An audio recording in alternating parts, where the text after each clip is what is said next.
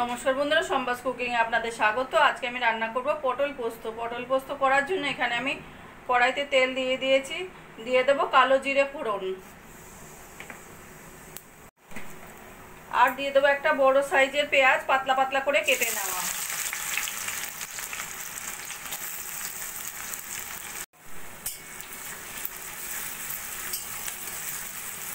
পেঁয়াজটাকে একটু আমি হালকা সোনালি করে ভেজে নেব।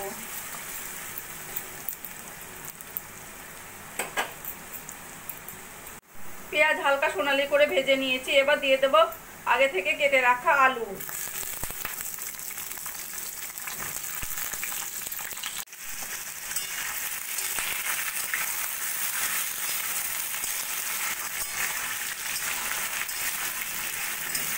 আলু পেঁয়াজের সঙ্গে ভালো করে মিশিয়ে নিয়ে দিয়ে দেবো আগে থেকে কেটে রাখা পটল।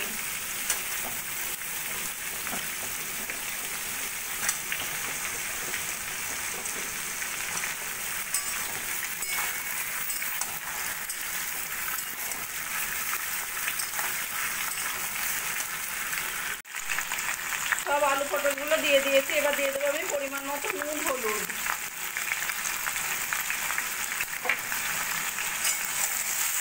নুন হলুদ দিয়ে পটল আর আলুগুলোকে আমি একটু ভালো করে ভাজা ভাজা করে নেব।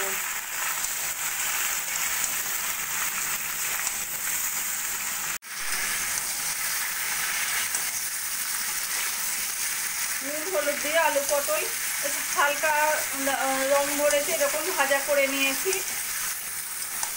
এবার দিয়ে দেবো আমি 4-5টা চেরা কাঁচা লঙ্কা আর আগে থেকে করে রাখা পোস্ত বাটা। পোস্ত বাটাটা ভালো করে আলু পটলের সঙ্গে মিশিয়ে নেব।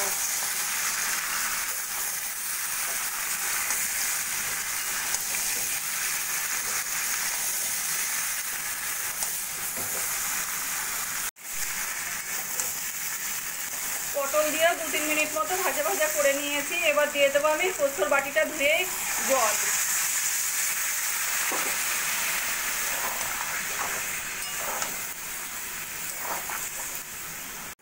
পটল পোস্তটা আমি একটু রসা রসা করবো, সেই জন্য দিয়ে দেবো আমি 2 বাটি মতো জল।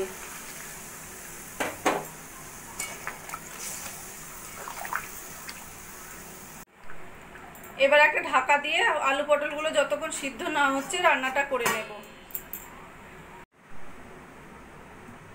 ঢাকা দিয়ে 5-7 মিনিট মতো রান্না করে নিয়েছি। এবার আমি ঢাকাটা তুলে দেখে নেব।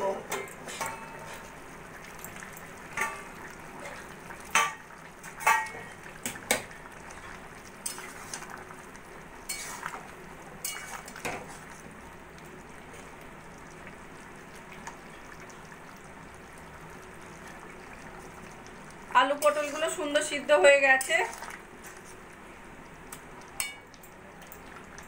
এবার আমি উপর থেকে একটু সরষের তেল ছড়িয়ে দেব। সরষের তেল ছড়িয়ে দিয়ে আমি আরো 2-3 মিনিট মতো রান্না করে নেব।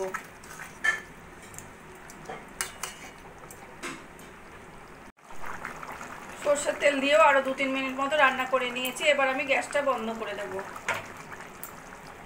গরমের দিনের জন্য পাতলা ঝোল ঝোল পটল আলু পোস্ত রান্নাটা আমার কমপ্লিট হয়ে গেছে। আমার এই রেসিপিটা যদি ভালো লাগে আপনারাও বাড়িতে বানিয়ে দেখতে পারেন। কমেন্ট করে জানাবেন কেমন লাগলো। প্লিজ লাইক, শেয়ার ও সাবস্ক্রাইব করবেন।